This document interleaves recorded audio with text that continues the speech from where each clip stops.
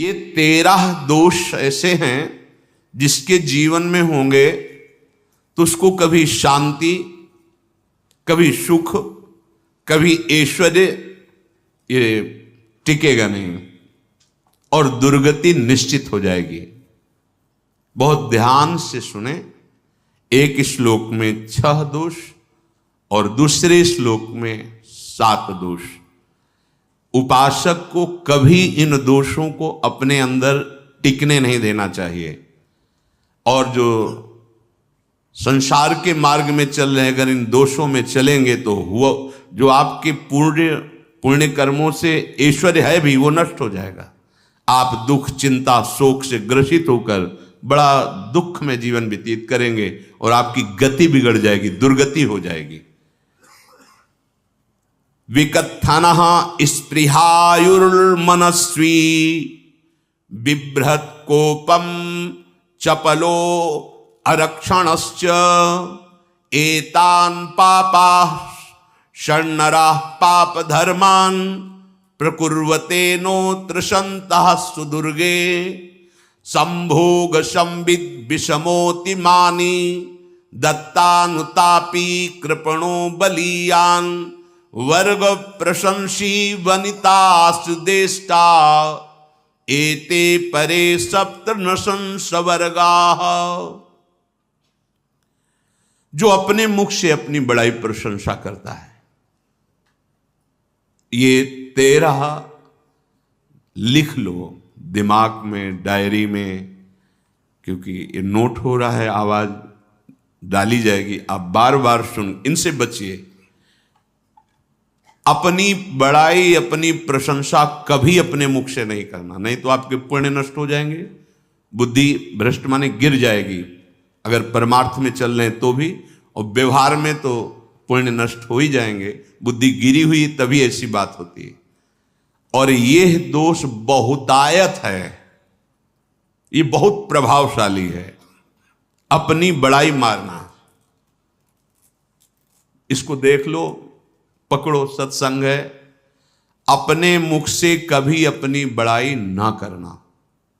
अगर कोई अपने मुख से अपनी बड़ाई करता है तो उसके सुकृत नष्ट हो जाते हैं, बुद्धि भ्रष्ट माने गिर जाती, पतित हो जाती है, फिर निर्णय ठीक नहीं। अगर हमारा सारथी, हमारा ड्राइवर मूढ़ हो तो कहीं भी हमको गिरा देगा, तो वो बुद्धि भ्रष्ट मतलब गिर जाती है, निर्णय करने लायक नहीं रहती। अपनी प्रशंसा अपने मुख से करना। दूसरा, लोलुपता, ये वृत्ति नहीं होनी चाहिए। धर्म से चलेंगे, धर्म के द्वारा जो हमें प्राप्त होगा उसी से हम अपना भरण पोषण करेंगे। आपके बच्चे स्वस्थ होंगे, बुद्धिमान होंगे, परिवार में बहुत सुख और शांति होगी। भले दीपक की तरह जलो, बहुत काल तक रहेगी।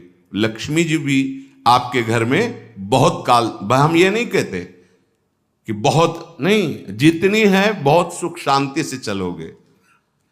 अगर लोलुपता करोगे, हिंसा, छल कपट, व्यभिचार, चोरी, ऐसे धन आ जाए, वो आएगा, लेकिन वो हाइलोजन की तरह आएगा, एकदम प्रकाश और फ्यूज, बिल्कुल अंधकार करके जाएगा। देख लेना, तुम्हारे जो सुख के हेतु हैं, तुम्हारा शरीर, तुम्हारे बच्चे, तुम्हारी पत्नी, तुम्हारा परिवार, उसको देख के तुम रात दिन जलोगे बिना आग के। ऐसे उनके आचरण होंगे, ऐसे उनके अंग होंगे, ऐसे उनके दिमाग होंगे, ऐसा उनका व्यवहार होगा। ये लोलुपता अगर उपासक में या किसी में है तो उसको नष्ट कर देती है। सावधान। तीसरा, यदि आपका अपमान होता है तो आपको उसे सहन करना होगा, उससे आपके पाप नष्ट हो जाएंगे। जो तनिक सा भी अपमान होने पर बहुत क्रोध करके दूसरे का अपकार करने लगता है, ये आपका पतन करा देगा, ये आपको फंसा देगा, हृदय जलेगा, अर्थव्यवस्था नष्ट होगी, पूरा परिवार दुखी होगा। जरा सा अपमान की संभावना में आप किसी से भी भिड़ गए, किसी से भी, वो ये प्रवृत्ति आपका पतन कर देगी। उपासक में तो अपमान सहना अमृत है, नीचापमानम सुधा, पर व्यवहार में भी ज्यादा उत्तेजित मत होइएगा। ये तो कुछ मिनट की बात है, अगर आपने उसे मारा पीटा, रिपोर्ट हुई कानून की, ओ फंसते चले जाओगे, अर्थ जाएगा, समय जाएगा, चिंतन जाएगा, बहुत तरह से हानि हो जाएगी। अगर आप सह गए तो आपका सहना उसके लिए आग बन जाएगा। उमा क्षमा साप होते भारी, तुम्हें दंड देने की जरूरत नहीं, उसका एक कर्म ही उसे दंड दे देगा। आप शांत हो जाइए, आप सत्संगी हैं, आप शांत रहिए। चौथा, निरंतर क्रोध और उसका चिंतन। बैठे बैठे बस द्वेषियों का चिंतन ही हो रहा है, अंदर क्रोध का चिंतन और द्वेषियों का चिंतन ही हो रहा है। द्वेष भरी बातें, द्वेष भरे क्रियाएं, उन्हीं का चिंतन करके जलते रहना क्रोध से। उपासक को तो क्रोध करना ही नहीं चाहिए, बहुत शांत। ठीक है, अभ्यास में कभी क्रोध हो सकता है, उसको फिर समन करो, अंदर से प्रायश्चित जैसा कि अब गलती हुई, आगे नहीं करेंगे। और व्यवहार में भी क्रोध को आप पीना सीखें। अगर बार बार आपका क्रोध प्रकट होता ही रहेगा, आपका स्वभाव बिगड़ जाएगा, आपके पुण्य नष्ट हो जाएंगे और आपका जीवन नष्ट हो जाएगा। देने वाला उतना दे देगा आपको, आनंदित रहो। पैसा खर्चा, सब पूरे जीवन का विध्वंस मचा दिया क्रोध ने। कहीं भी आप देखो, किसी से क्रोध करके देखो, फिर देखो तुम्हारा भजन चल रहा है, तुम्हारी वो आनंद वृत्ति है नहीं, जलोगे और वो जलन और गुस्सा दिलाएगी और वो बैठे बैठे जलो नहीं। ये क्रोध जो है, ये चाहे व्यवहार में हो चाहे परमार्थ में, दोनों की हानि करने वाला है।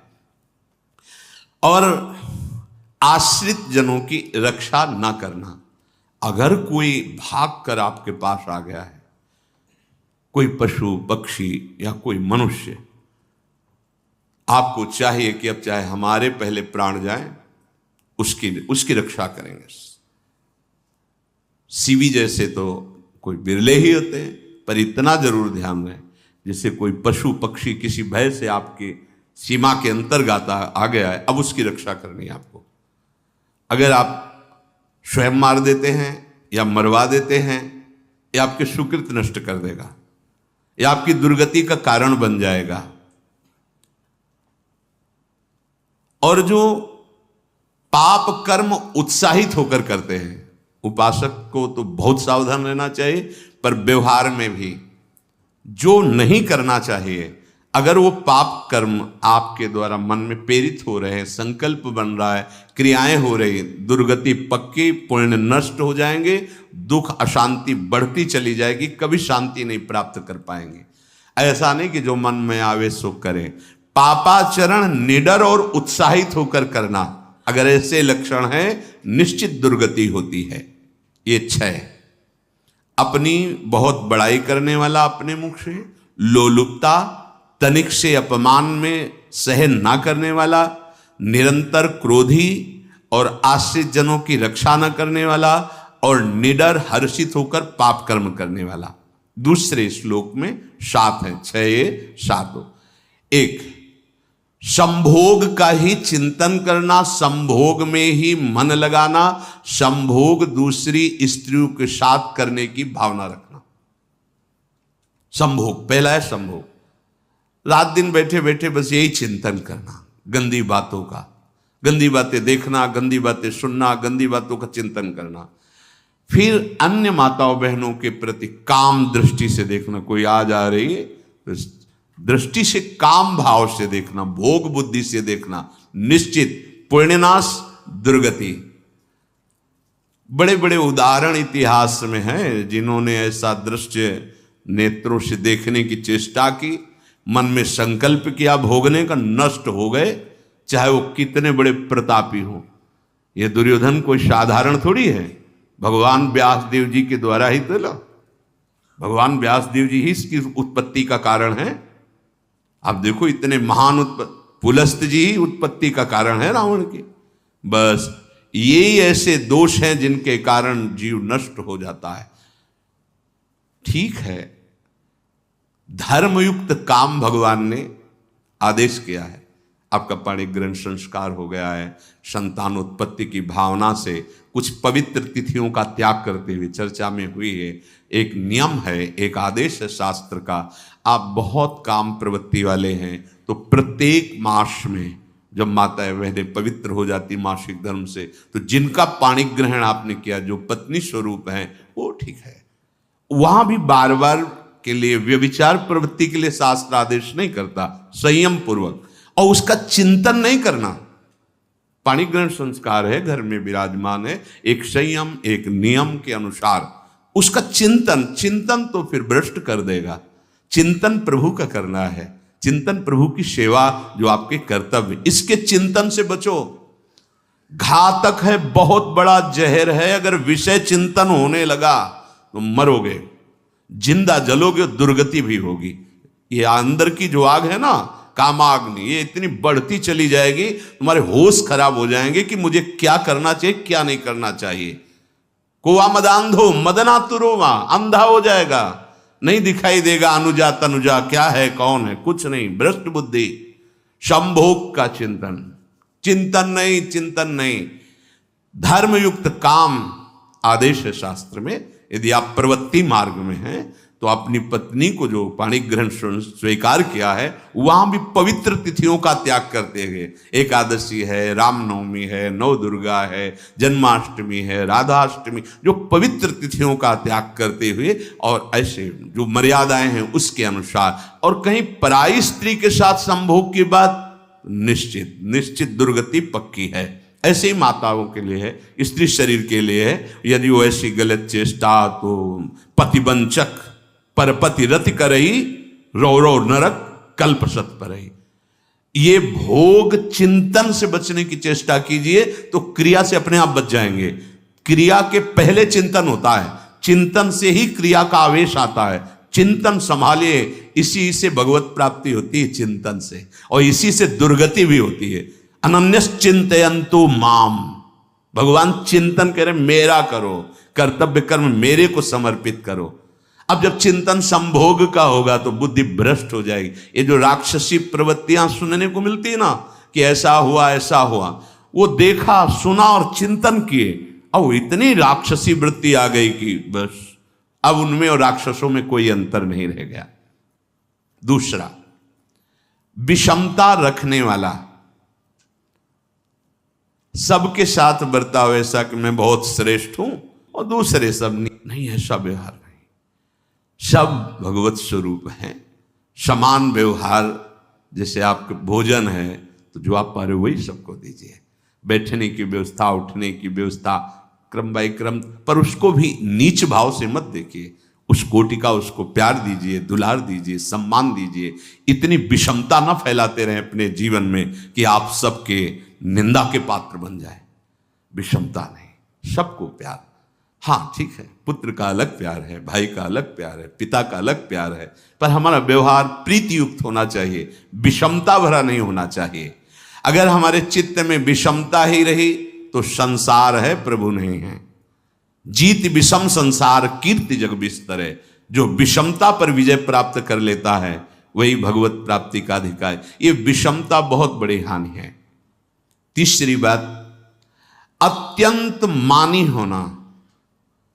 जहां आपके प्राण कमजोर होंगे, पुण्य नष्ट होगा, आयुश्री सब नष्ट होना है, ऐसे आचरण करवाएगा गुरुजनों के साथ, महापुरुषों के साथ। ये बहुत नीच प्रवृत्ति है। अत्यंत मान प्रियता, मुझे सम्मान मिले, उत्तम प्रवृत्ति है। सबको मान देना, स्वयं अमानी रहना। चौथा, दान देने की बात कह के मुकर जाना या दान देकर पश्चाताप करना। दे दिया है, बहुत जल रहे हो, दूसरे से वार्ता कर रहे हो कि पता नहीं क्या यार बुद्धि में हो गया, हमने उसको इतना कहा था, उतना दे दिया, क्यों दे दिया, ऐसा, मतलब अंदर चिंतन करना, क्यों दे दिया तो दिया। इसके बाद जो आपका ये जलन हो रही, पश्चाताप, सुकृत नष्ट हो रहे हैं। दान देकर पश्चाताप करना या दान देने की बात कह के मुकर जाना। जैसे आपने कह दिया आपको इतना इतना ऐसा, अब आप मुकर गए, ब्याज सहित तुम्हें देना होगा, ये तुम्हारी दुर्गति का कारण बन जाएगा। ऐसे ही नहीं बोलना चाहिए, बहुत होश से। वाणी एक अमोल है, जो कोई बोले जान, ये तराजू तौल के तब मुख बाहर आन। पांचवा, अत्यंत कृपण होना। ना परिवार को सुखी कर पा रहा, ना अपने को सुखी कर पा रहा है। एक एक सिक्का बैंक में जो मर गया। धन की वास्तविक गति यही है कि अपने परिवार को खूब उसकी अनुकूलता प्रदान करो, उसमें से कुछ हिस्सा किसी ऐसे को जिससे तुम्हें बदले में कुछ लेने की भावना ना हो। कोई साधु महात्मा, गाय, पशु पक्षी, किसी भी जीव बीमार है शरीरधारी, उसके जिससे कुछ कभी लेने की भावना ना हो, एहसान की भावना ना हो। सो धन धन्य प्रथम गति जाकी, धन्य हो गया उसका धन। अब वो कृपण का धन किसी काम में ना स्वसुख, ना परिवार के सुख, ना धर्म कार्यों में, व्यर्थ जीवन चला गया। उसी धन का चिंतन करना, उसी का संग्रह करना और उसी की रक्षा करते करते शरीर छोड़ देना, तो चिंतन बिगड़ गया। तो कह रहे हैं जो कृपणता है और अर्थ और काम की प्रशंसा, उसी की चर्चा, उसी का चिंतन, रुपया और भोग, उसी की चर्चा कर, जहां बैठे रुपया की चर्चा, भोग की चर्चा, जहां एकांत में बैठे उसी का चिंतन, कैसे रुपया बढ़े, कैसे भोग मिले। और अगर अवसर मिला तो रुपया अधर्म से आवे चाहे धर्म से, उसको इसकी कोई परवाह नहीं। भोग चाहे धर्म से हो चाहे अधर्म से, जिसका अर्थ और काम भोग ही चिंतन है वो धर्म नहीं। जिसका धर्म चिंतन का विषय है तो अर्थ और काम भी ऐसा होगा जो मोक्ष प्रदान करने वाला हो। धर्म, अर्थ, काम, मोक्ष।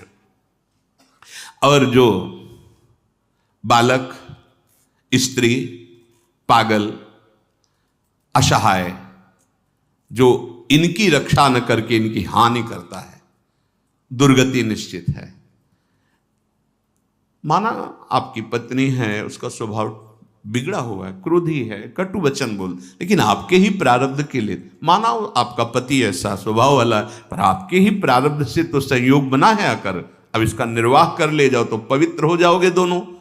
और अगर झगड़ा और लड़ाई और मारपीट और कहीं हिंसा आदि के रूप में उतर गए तो फिर और करनी बिगड़ गई। बालक है, आप उसको ज्ञान नहीं कि आप पवित्र है, क्या अपवित्र है, उसको ज्ञान नहीं कि आप उसके साथ व्यवहार अच्छा कर रहे हैं कि बुरा कर रहे हैं।